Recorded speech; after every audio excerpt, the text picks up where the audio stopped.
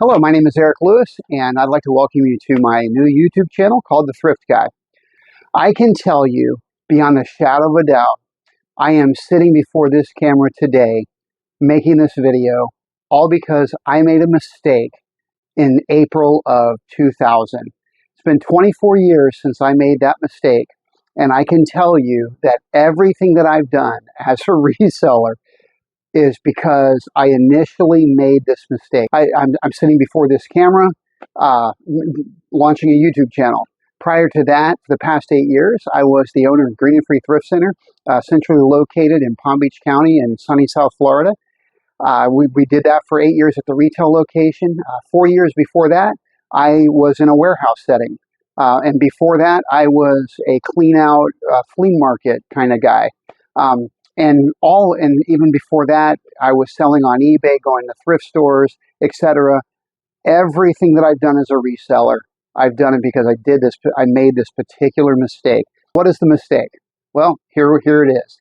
I have to start in 1999 though, before we get to April of 2000. In 1999, I became interested in going to yard sales, estate sales, etc. My wife and I, at the time, we were living in central Pennsylvania in a small town called Lewisburg, and I had begun going to yard sales on Saturday mornings. And I used the yard sales to pick up things for our house, little hobby things that I would find along the way. But I had no idea what reselling was. I had no interest in it at the time. I just enjoyed going to yard sales. Then I discovered estate auctions, and if you're familiar at all with estate auctions in small town America, central Pennsylvania really isn't any different. There were auction houses all over the place, but they would also go right to people's homes, pull everything out of the house, set up tents in the yard if it was big enough. Sometimes these auctions would last 2, 3, 4 days long, and I really enjoyed going to those. I actually purchased 2 pieces of furniture and a string trimmer at the first auction I went to, and I used that string trimmer for years. And I had the dressers that I bought from this older lady who was selling her house. My wife and I had those dressers for 20 years. They kind of survived. Well, they actually didn't survive 3 kids, but it took 20 years to destroy them. So anyway, that was my first kind of big purchases at the estate sales. But that entire year, I just basically was buying for me. But I learned about this website called eBay, and had no idea what it was. It was in 2000. It was pretty much in its infancy. And I just didn't know, but I would go on eBay and I would see these different items. I saw that people were selling them, and I learned a little bit more about it. And so in January, February of 2000, I signed up for an eBay account, and I signed up to be a seller on eBay.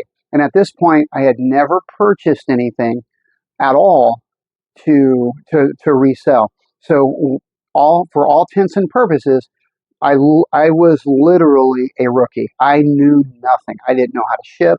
I didn't know how to list. I didn't even know what I was looking for. I didn't even know enough to look around my house to find something to sell. I thought I had to go out and find something. I probably had stuff laying around my house that I could have sold at the time, but I knew nothing. I didn't know what to look for, anything. So finally, April comes along, and I decide, hey, I need to jump off, and I need to do this. I want to sell something on eBay. So I remember there was an estate auction about 10 minutes away from where I was working at the time.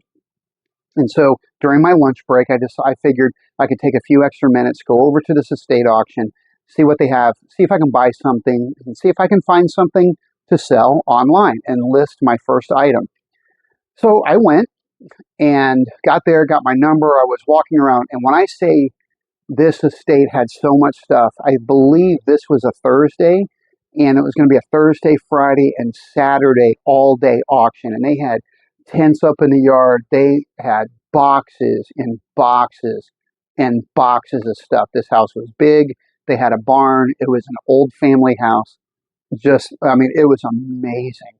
So I walked around, and for whatever reason, a crystal teapot, sugar and creamer, caught my attention. I don't know if it was the sunlight hitting it and it was just reflecting off just right, but for whatever reason, this crystal teapot, sugar and creamer, caught my attention.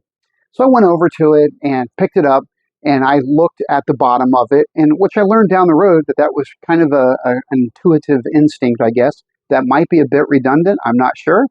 But it was a good instinct on my part to look at the bottom of this decanter. And I couldn't believe my eyes, because of how beautiful this set was. It was dated 1894. It was a year 2000. This is 106 years old. That's what I thought. I'm like, this has got to be worth something if it's 106 years old. So I said, I'm going to bid on it. And I didn't have time. I knew it was going to come up. So I figured, hey, listen, just bid on this, move along. So sure enough, it came up for auction. I was still there. And I think the auctioneer started off at like $25. It got down to 15. It hit 11 bucks. And I said, I raised my number and it sold. No one bid against me. And everybody kind of gave me sideways glances. They were kind of communicating in a very silent way, that they were confused as to why I was buying this decanter and why and I really got the sense kind of after the fact that why did you pay so much for it? So but I was excited. I just bought a 106-year-old crystal teapot sugar and creamer. It had the lid. It was perfect. I mean, it was absolutely gorgeous. 106 years old. How can I go wrong? So I paid for it, got in the truck, and as I still am, I couldn't wait to look at it. So I pull it out of the paper and everything. I'm inspecting it. I flip it over to look at the base, and I wanted to see if it said something other than 1894. So this is where the mistake was realized. I had already purchased it, by the way. I bought it for $11, and I believe the sales tax was like 6 cents. So it was $11.66. This is where the mistake was discovered. It didn't say 1860 or 1894. In fact, it wasn't a date at all, and the numbers 1894 there wasn't even those numbers on it. I don't know what I saw, but whatever I saw, it was not 1894. In fact, it was a serial number. And through my research, and back in those days, we didn't have Google Lens. We didn't even have Google. We had Yahoo and a couple of other search engines. And really, eBay was your primary place of research. So I had to wait until I got home that night. And it took me a little while. I think it took me several hours to figure out what I had. And it turned out to be a serial number of a crystal teapot sugar and creamer. So I got that part right. It wasn't 100 years old. It wasn't even 50 years old. It wasn't even 20 years old. It might have been 10 years old, possibly 10 years old. Hence the reason it looked so good. It was only 10 years old. Now, in my 24 years of experience, I've seen 19th century crystal look like it was made yesterday. So it's out there, but this was not the case. This was less than 10 years old. The serial number was a number that the company called Princess House made to identify their patterns. And I discovered that it was a pretty decent pattern. And I saw that Princess House at the time was selling. So I'm like, well, maybe I have a chance. Maybe, I was like, I've already messed up. And I can tell you, when I made that mistake and when I saw that it was not 1894, but it was a serial number, I beat myself up. I'm like, how stupid can you be? You just wasted your money. You're never going to be a reseller. I mean, because it's kind of my personality. I tend to be a little hard on myself. And I literally felt dumb, I was ignorant. I really was ignorant because I just didn't know what I was doing. I was totally clueless as how you look at things, what you're supposed to look for, knowing. I just didn't know what I was looking at. Anyway, so I find out that it's a nice piece of Princess House. So I put it on eBay. I believe I started it off at like 11 o'clock. I just threw it up there late at night. So I listed it. I woke up the next day, started off a 7-day auction, $9.99 first bid. I woke up the first day. I don't remember if there was a bid that day. But I believe sometime in the late first day, early second day, when I woke up on that second day, I had a bid. It was at $9.99. And about the third or fourth day, I got a couple more bids, and it got up to around $30, and then it stalled. Until the last day, I sat up until, I want to say it was like 11:30 when I posted it. I sat up watching. It finally ended, and that mistake that I made, and I paid $11.61 for that 106-year-old teapot sugar and creamer, that was in fact maybe 10 years old, sold for $61. And I could not believe it, but I was still skeptical because I have not got any money yet. So I emailed the person. I said, "Hey, can you please send me your address? Send me the money order." I emailed them my address, and please send. I think they paid like $12 or something like that for shipping. It was like $75, something like that. And said, "Please send a U.S. postal money order." And about 5 days later, this uh, postal money order showed up, and in fact, I sold it to a lady in California. So here I am. I don't know how to ship stuff, and I'm having to ship crystal all the way across from Pennsylvania to California. So I put it in the bank, waited 2 or 3 days. I called the bank, and they said, "Hey, yeah, I went through. We have had no problems, no red flags, so you're good to go." And so I boxed it up. I had to go to the post office. They waited for me. I had to write all. I got it in the mail, and I was just nervous. I was hoping that I did it right. I had to go scrounge up newspaper and bubble wrap and all of that stuff to get it done. I don't even know if I used bubble wrap actually, because I literally had nothing to work with. And but about 5 days later, I woke up one morning and I logged onto my eBay account, and my name at the time was E.T. Lewis. That account has long been shut down. But it said E.T. Lewis, and inside that parentheses, there was a number 1. And I clicked on it.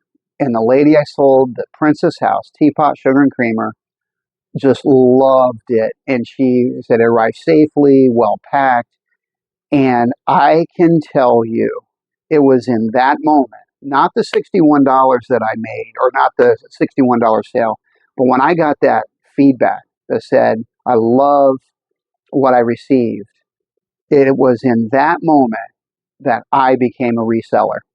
And it was all because I made a mistake. I didn't know what I was looking at.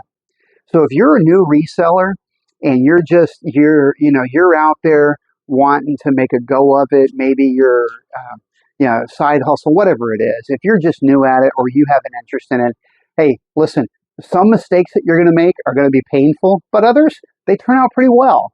And they can launch your passion for reselling, and those mistakes can sometimes are what Bob Ross called happy accidents. Well, it was my happy accident. I didn't mean for it to happen that way, and I beat myself up. It turned out pretty cool. So anyway, that's how I became a reseller, and I can tell you something lit up in me when I got that first positive feedback. And I think I think I made about $50 on that deal, because the fees back in eBay, I think their fee on that was like 5% total, something ridiculously low. So I made really good money, and the rest is history, folks. I've been doing it for 24 years. So part of the reason why I wanted to launch my YouTube channel is, one, to tell my story. I love telling stories. I can tell you of past things that I've done, and I can tell you of the mistakes that I've made that were painful, and I can share some stories that maybe would have been painful, but they ended up, like Bob Ross said, happy accidents. But I can also share with you the experiences and the things that I've learned over the years, like that initial instinct that I had to look at the bottom of the teapot, to look at the base, because the underneath or the backside of an item can really teach you a lot about what you're holding. Now, I thought I was looking at 1894, and it was probably like 1994. But hey, I digress. But those are the things that I would love to just share with you, the experiences that I've gained, the knowledge that I've gained over the years. I want you to go along with the journey. I want to share my knowledge, share my experiences, and the things that I've learned over the years. And if you would like to go with me on this journey, please, as everyone else asks, like and subscribe to this channel, so when I put new content up, you'll be alerted. And if you could, if you've just enjoyed this video, if you could share it with your friends, I would greatly appreciate it. But until we see you again, just remember, as Bob Ross calls them, happy accidents. I just call it a mistake. Sometimes they turn out pretty good, and you never know where that mistake is going to take you. So with that said, until we see each other again, be safe and make today great.